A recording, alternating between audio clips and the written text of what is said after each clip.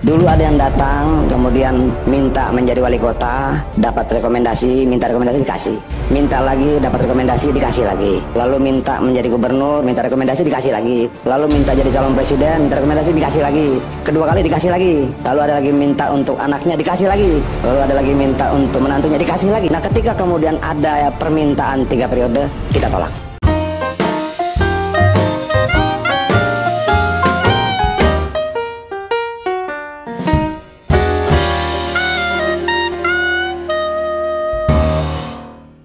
Sebelum menyaksikan video ini, pastikan bosku jangan lupa subscribe. Karena subscribe itu gratis plus bonus tonton video terbaru setiap harinya.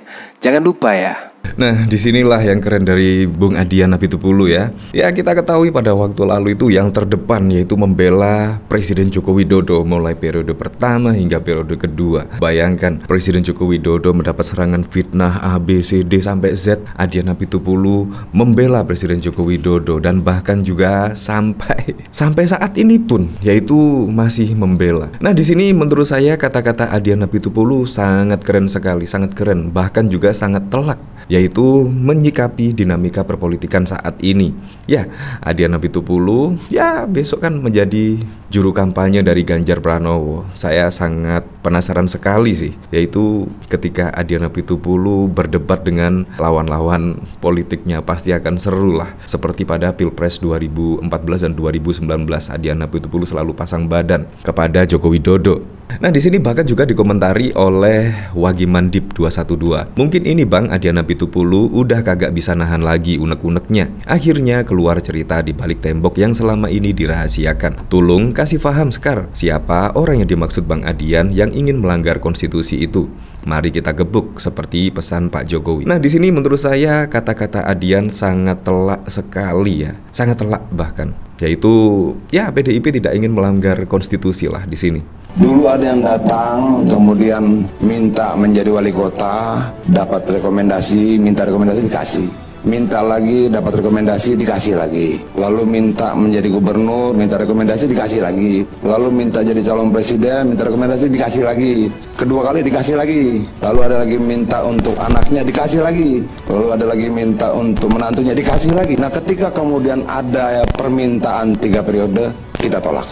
Ini masalah konstitusi, ini masalah bangsa, ini masalah rakyat. Dari sini padahal sudah diberikan banyak loh oleh keluarga Presiden Joko Widodo. Kurang apa lagi coba? Bahkan ketika Presiden Joko Widodo pada waktu lalu masih menjabat sebagai wali kota, itu bahkan meminta rekomendasi untuk kedua kalinya dikasih. Bahkan menjadi Gubernur DKI Jakarta dikasih rekomendasi, dan bahkan juga Presiden 2 periode dikasih. Dan bahkan tidak hanya itu saja, melainkan dari anaknya Gibran Rakabuming Raka juga ketika menjadi wali kota Solo juga dikasih rekomendasi oleh PDIP, dan yang Bobi Nasution juga dikasih rekomendasi oleh PDIP. Kurang apa coba? Kurang apa? Tetapi ketika ada isu 3 periode atau perpanjangan masa jabatan, ditolak karena itu sudah melanggar undang-undang yang ada. Tetapi di sini apa yang Anda lihat? Yang kita lihat, tetapi justru malah seolah-olah menyerang balik ya dari partai yang dulu pernah membesarkannya hingga sampai saat ini terpilih menjadi presiden 2 periode. Entah di sini ada dinamika apa yang ada di sini menurut saya sangat bertolak belakang ya. Masyarakat kemungkinan juga hampir tidak percaya, yaitu yang selama ini dipercaya tiba-tiba ya Anda tahu sendirilah. Nah, bahkan di sini Adian Apitupulu kemungkinan sudah kesal ya. Di sini mengeluarkan unek-uneknya seperti ini. Apa yang Adian Apitupulu dulu percaya seseorang tiba-tiba berubah 180 derajat. Nah, yang lucunya lagi, hari ini kan jam 10 kalau tidak salah Pak Prabowo dan Gibran akan mendaftar sebagai capres dan cawapres. Menurut saya di sini sudah nekat sekali ya.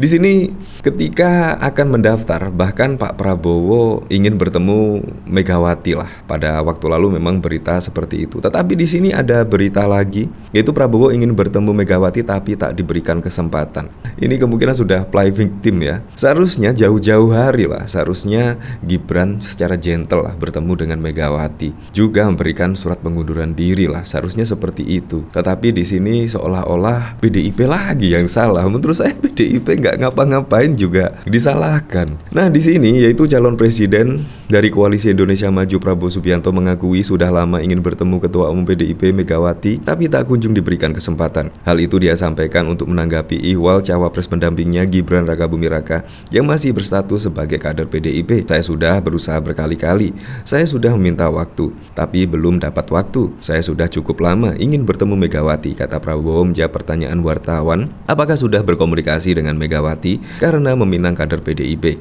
sebagai cawapres di The Jakarta Theater, Jakarta Pusat pada 24 Oktober. Kendati begitu, Prabowo menegaskan hubungannya dengan tokoh PDIP terjalin baik, termasuk dengan Ketua DPP PDIP Puan Maharani yang merupakan putri dari Megawati. Nah, menurut saya di sini kayak mainan saja ya, seperti permainan saja. Seharusnya ya mengucapkan terima kasih lah kepada PDIP dulu, dan juga ketika menjadi cawapres itu seharusnya etikanya ya pamit mundur diri dan sebagainya, atau bahkan ya bertemu Ibu Megawati dulu lah, yaitu meminta doa restu atau bagaimana lah, seharusnya etikanya seperti itu. Karena memang Gibran dan Presiden Joko Widodo itu dibesarkan dari partai PDIP ya.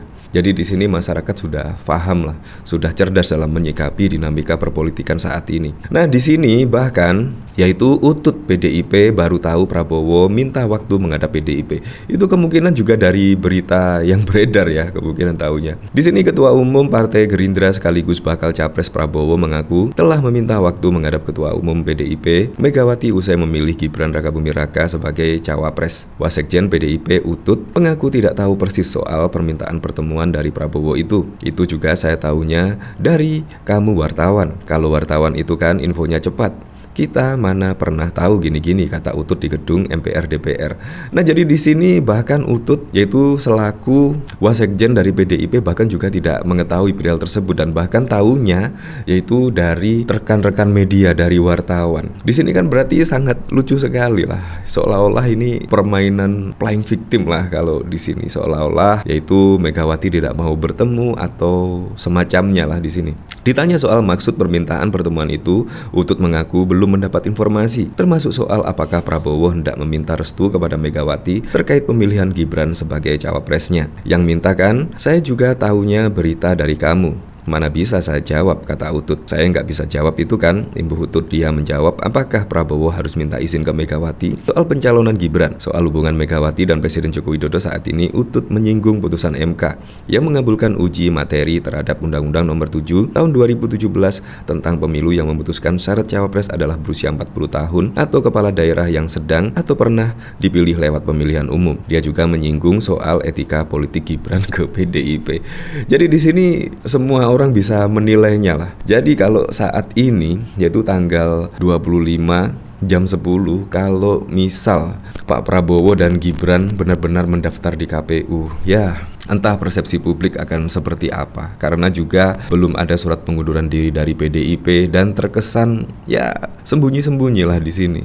Entah di sini maksudnya apa juga, saya juga kurang paham ya. Nah, dari sini saya penasaran kira-kira komentar-komentarnya seperti apa ya di sini. Pak Lurah mana? Jam segini udah bobok bib, lemah. Wah, isu minta 3 periode itu ternyata benar adanya toh. Asli maruk bener ya. Saking enaknya jadi presiden jadi gak mau turun. Oh, ini toh yang bikin marah. Memang enak punya kekuasaan.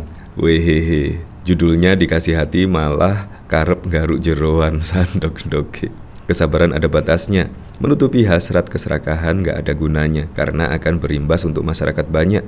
Sungguh tragis, akhirnya akan menjadi sejarah kelam, melebihi sejarah Orba yang berkuasa paling lama. Karena ini hanya dalam waktu dan tempo setingkat-tingkatnya.